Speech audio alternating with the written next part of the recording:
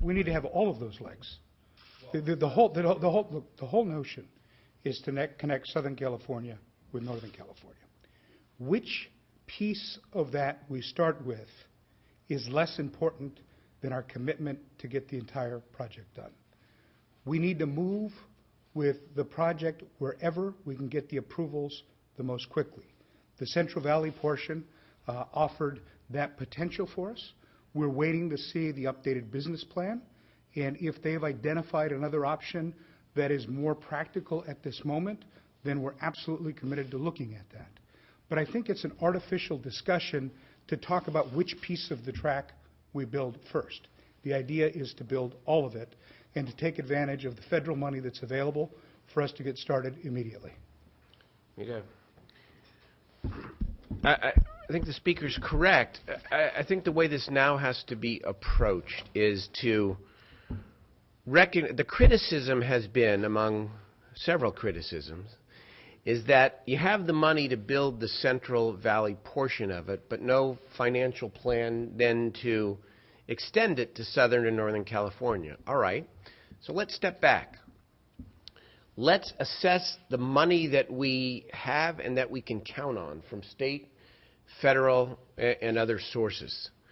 And then let's figure out how we stick to the goal and what the federal government has required by doing the best we can to build as much of that Central Valley line as possible, while maybe taking some of those existing resources and beginning to seed them in the other corridors so that the public and the federal government and the private sector can see that there is work going on simultaneously on the different phases of the project. Now, you only have so much money for the first phase, and so how you actually do that, I think we need to have real discussions with our federal partners and within state government.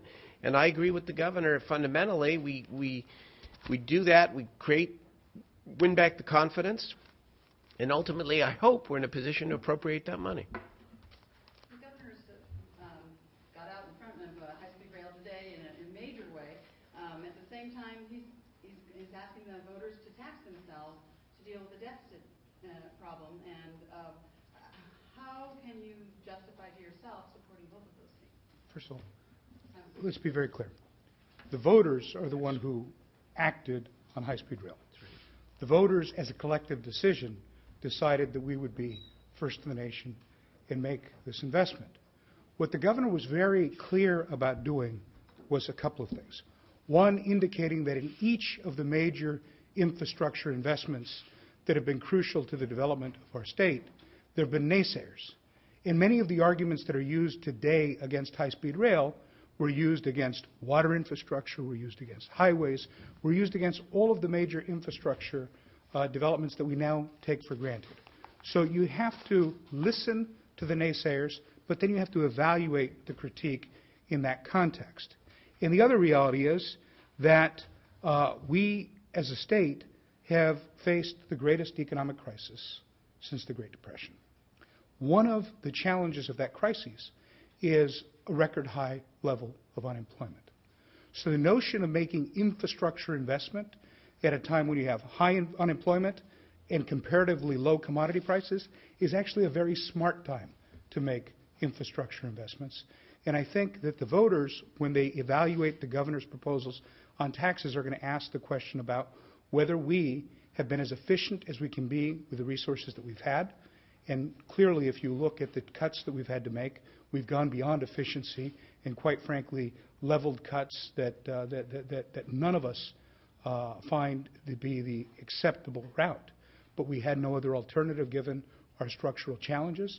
So now the question falls squarely before the voters because our colleagues on the other side of the aisle refused to let them have that choice in the past.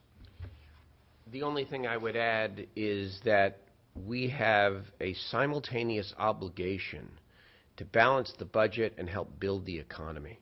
And the high-speed rail project certainly is an important part of that second obligation. And we have to find a way to do both at once.